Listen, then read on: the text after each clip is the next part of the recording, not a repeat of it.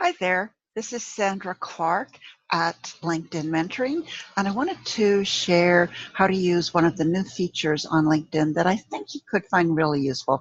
LinkedIn have been making so many changes lately. They tend to roll them out to different people at different times. So this one seems to have settled down now. I've had it for a couple of months or so, but I think everybody has it now, so it's safe to share with you, and you can go ahead and use it.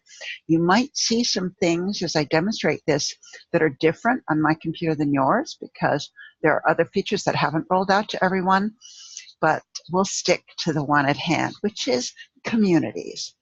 And communities is a way of making your network feed much more interesting, much more valuable to you.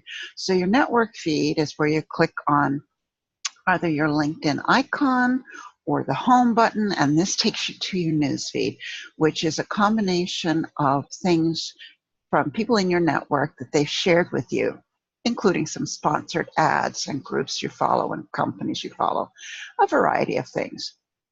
But on this page, if I scroll down, you will see a thing that says Find Communities.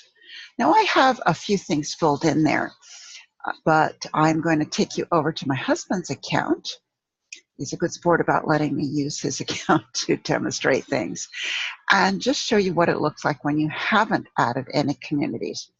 So here we have the button here, your communities, nothing under it. He's got some groups under there, and don't let that distract you because groups are actually moving around, as LinkedIn so often does. On my profile, groups are on a completely different page, and who knows where they'll end up. But for now, let's just look at communities. And communities, I can click on the pencil there. I can get started. Now, they're calling them communities, which I think is a reasonably good word for them, but they're using hashtags to feature them. And I think that's a bit misleading because you can't, well, you can use your own hashtags, but not on this page. So here you can only click on things that they've listed, and you can scroll down and look at all the different options. It's sometimes a weird and random option. And click on the follow button next to any that you want to see under your communities. And when you've chosen them, you can go back to your home page and it will end up looking more like mine, where I've got a collection of them. It shows the first three, and then it will also click on show more and see all. And you can see my list, and I can pin the ones I'm most interested in so that they're at the top. So when I look at these articles, my newsfeed right now is a random collection of, what's this, an inspirational comment to something, a news, a paid sponsored ad, and a promotional thing, all kinds of things.